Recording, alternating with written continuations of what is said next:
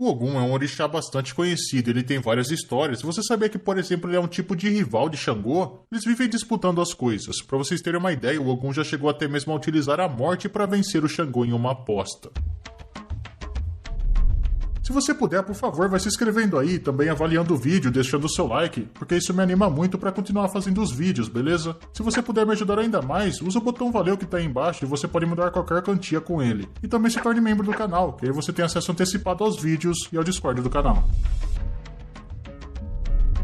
A terra de Ifé, que foi criada por Obatalá, tanto os humanos quanto os orixás trabalhavam e viviam em igualdade. Todos eles caçavam e plantavam utilizando ferramentas, só que as ferramentas que eles usavam eram horríveis, eram feitas de pedras, madeiras ou metais moles. E por causa disso, o trabalho deles acabava exigindo mais tempo que o necessário, eles acabavam se esgotando muito. Com o aumento da população de Ifé, a comida estava ficando cada vez mais escassa, eles precisavam de uma área maior para fazer a plantação. Então os orixás se reuniram para pensar numa maneira de limpar aquelas árvores e aumentar o terreno da lavoura. O Ossain, que era orixá da medicina, se voluntariou primeiro para tentar limpar todo aquele terreno. Só que como o facão dele era feito de metal mole, acabou não dando muito certo. Do mesmo jeito que o Ossain fez, todos os outros orixás tentaram, só que ninguém conseguiu limpar aquelas árvores. O Ogum, que sabia do segredo do ferro, só que não tinha contado nada para ninguém até agora, vendo que todos os outros orixás tinham fracassado naquela tarefa, ele pegou o seu facão, que era feito de ferro, e foi cortando as árvores uma por uma. Os outros orixás ficaram espantados com aquilo e começaram a perguntar para o Ogum do que era feito o seu facão, já que ele era tão resistente. O Ogum falou que era um segredo que ele tinha recebido do Orumilá, que era o ferro. Os outros orixás começaram a invejar um pouco o Ogum, porque o ferro ajudava na agricultura, na caça e até mesmo na guerra.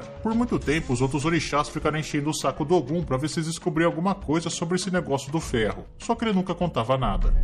Os orixás então ofereceram para o Ogum o reinado em troca de saber sobre aquele metal. E o Ogum aceitou a proposta e mais tarde os humanos também vieram pedir a ajuda de Ogum para saber sobre aquele metal. E o Ogum passou para eles o conhecimento da forja, até que um dia todo guerreiro já tinha sua própria lança. Mas apesar de Ogum ter aceitado o comando dos orixás, antes de mais nada ele era um caçador. Em um certo dia ele resolveu sair para caçar e ficou um bom tempo fora. Só que foi exatamente uma temporada muito difícil para o seu reinado. E quando ele voltou ele estava todo sujo e todo mal vestido. E os outros orixás, vendo seu líder naquele estado, é claro que não gostaram disso e tiraram ele do trono. Ogum, é claro, ficou muito triste com os orixás, porque quando precisavam dele, fizeram ele de rei para saber o segredo da forja, mas agora ele já não era mais digno. Ogum então tomou um banho, se vestiu de folhas de palmeiras desfiadas, pegou as suas armas e partiu. Em um lugar distante, chamado Irê, ele construiu uma casa embaixo de uma árvore e ficou por lá. Mas felizmente, aqueles humanos que também tinham recebido o segredo de Ogum, não esqueceram ele. Todo mês de dezembro, eles celebram a festa de Ogum. Caçadores, guerreiros, ferreiros e muitos outros fazem sacrifícios em memória de Ogum. O Ogum é o Senhor do Ferro para sempre. Ogum era filho de Dudu, e ele sempre guerreava e sempre trazia vitória para o reino do seu pai. Ele adorava a liberdade e aventuras amorosas com a sua mulher Ojá. Ele teve, por exemplo, Oxóssi. Mas ele teve também outras mulheres, como por exemplo a Obá, a Oiá e a Oxum, que inclusive são também 3 mulheres do Xangô. O Ogum continuou lutando e pegou para ele a coroa de Irê, que na época era composta por 7 aldeias. A partir de então ele ficou conhecido como Onirê, o rei de Irê. Mais tarde ele passou a coroa para o seu filho. O Ogum então passou a ser chamado por outros nomes também, como por exemplo o Ogum Onirê, que eu acabei de falar, por causa do reino de Irê, e também Ogum Alacorô, por causa de uma coroa que ele usava, que era sem franjas, chamada de Acorô. Segundo uma história, o Ogum acabou saindo por uma guerra e só voltou para Irê depois de muito tempo. Ele chegou bem em um dia que estavam fazendo um ritual sagrado, e nesse ritual precisava que todo mundo ficasse em silêncio. Ninguém podia falar com ninguém, não podiam nem mesmo olhar para ninguém. E o Ogum, que tinha acabado de voltar de uma guerra, acabou tendo problemas com isso, porque ele estava com fome e com sede, mas ninguém olhava e nem ouvia ele, então ninguém podia ajudar. Ele começou a se sentir meio ignorado pela sua própria cidade. Ele tinha acabado de vencer uma guerra e eles não recebiam ele. Ele ainda por cima era o rei de Irê. Com muita raiva e usando a sua espada, ele começou a acabar com todo mundo que estava na sua frente. Ele começou a cortar a cabeça de todos. O Ogum tinha feito a sua vingança e tinha se lavado de sangue. Quando acabou a cerimônia religiosa, tinha acabado também o silêncio. Com isso, o filho de Ogum, junto com outros súditos que tinham escapado da matança, foram procurar pelo pai. Fizeram as homenagens para o Ogum, Ogum, deram água, deram comida, cantaram e até dançaram para ele, mas ele estava inconsolável. Ele quase tinha acabado de matar todos os habitantes da sua própria cidade, nem se deu conta que era uma cerimônia que ainda por cima era muito importante para todo o seu reino. O Ogum começou a sentir, por causa de sua precipitação e por causa de tudo que tinha feito, que ele não podia ser mais o rei. Mesmo ele se autopunindo, não tinha medidas para o seu tormento. Não havia nem possibilidade de autocompaixão. O Ogum pegou a sua espada e fincou no chão com muita força. E em um segundo a terra inteira se abriu, e o Ogum foi levado por solo abaixo. Mas o Ogum foi parar em Orun, que era o céu dos deuses. Ele já não era mais humano, mas sim um orixá.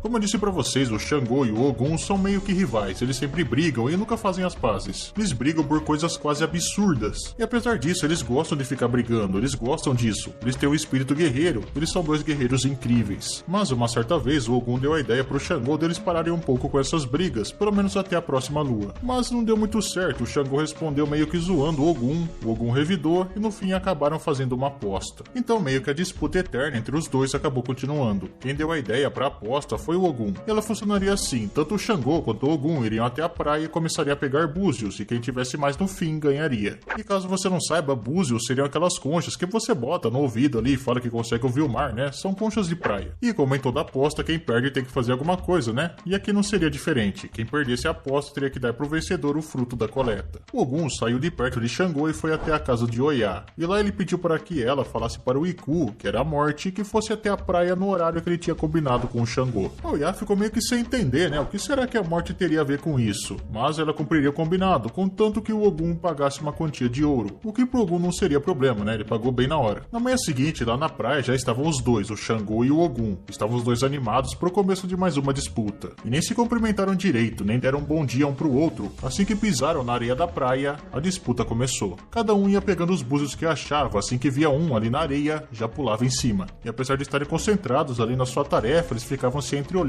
para ver como que estava o seu adversário. O Xangô, enquanto estava pegando seus búzios, ele ficava falando algumas coisas pro Ogum, meio que insultando ele, sabe? Mas para surpresa do Xangô, o Ogum não falava nada, ele só ficava quieto e continuava coletando seus búzios. Mas o que o Xangô não percebeu foi quando ele estava ali xingando o Ogum, o Iku estava se aproximando bem quietinho dele. O Xangô nem percebeu nada, ele estava olhando para baixo, só que assim que ele ergueu os olhos, ele viu a cara de Iku, ele viu a cara da morte. E o Iku até que sorriu para ele, mas naquele momento o Xangô ficou tão assustado com aquilo que ele ficou até paralisado por alguns segundos. Ele ficou ali olhando para a cara do Iku, mas depois ele soltou o saco que ele estava coletando os búzios e correu para se esconder. E o Iku, que estava rindo da situação, foi se aproximando aos poucos de Xangô e estendeu para ele uma sacola, e o Xangô, todo envergonhado, colocou lá dentro o fruto da coleta.